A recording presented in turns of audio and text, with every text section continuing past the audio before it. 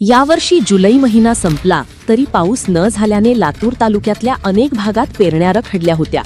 मात्र गेल्या 3 दिवसांपूर्वी लातूर जिल्ह्यात झालेल्या दमदार पावसामुळे जमिनीत पेरणीयोग्य ओल निर्माण झाली असून शेतकऱ्यांनी आता उशिरा का होईना पेरणीला सुरुवात केलीये।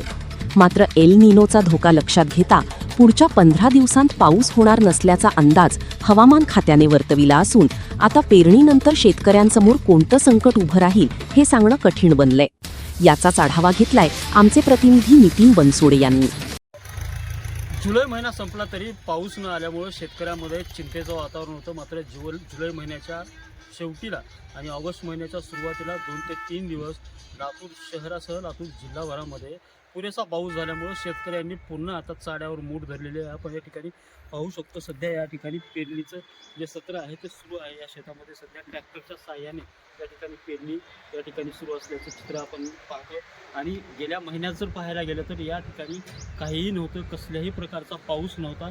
ही मातीसुद्धा कोरडी ठाक झाली होती आणि या मातीमध्ये पेरणी योग्य ओलसुद्धा निर्माण झाली नव्हती। मात्र आत्ता जर पाहायला गेलं तर गेल्या 3 ते 4 दिवसामध्ये जो पाऊस पडला त्या पावसामध्ये या जमिनीमध्ये पेरणी योग्य ओल निर्माण झाली असल्यानं शेतकऱ्यांनी आता या ठिकाणी पेरणी सुरुवात केलेली आहे। आणि पारंपरिक पीक असलेलं सोयाबीन पीक हे शेतकरी या ठिकाणी पेरताना दिसत आहेत। आणि जवळपास पाहायला गेलं तर उशिरा पेरणं झाल्यामुळे या उत्पन्नावर या पेरणीचा निश्चितपणे परिणाम पडणार आहे। त्यासोबतच जर पाहायला गेलं तर एल निनोचा जो प्रभाव आहे तो यावर्षी दिसताना आपल्याला दिसतोय। आणि एल निनोच्या प्रभावामुळे आता 2 ते 3 दिवस पाऊस जरी पडलेला असला तरी एल निनोचा प्रभाव वाढल्यामुळं येत्या 15 दिवसामध्ये कसल्याही स्वरूपाचा पाऊस पडणार नाही असा हवामान खात्याचा अंदाज व्यक्त केलेला आहे। त्यामुळे कुठे ना कुठं पेरणी करणाऱ्या या शेतकऱ्यांमध्ये पुन्हा एकदा चिंतेचं वातावरण निर्माण झालं आहे। कारण सध्या जर पेरणी आत्ता केली आणि या पेरणीनंतर जर पावसाने ओढ दिली,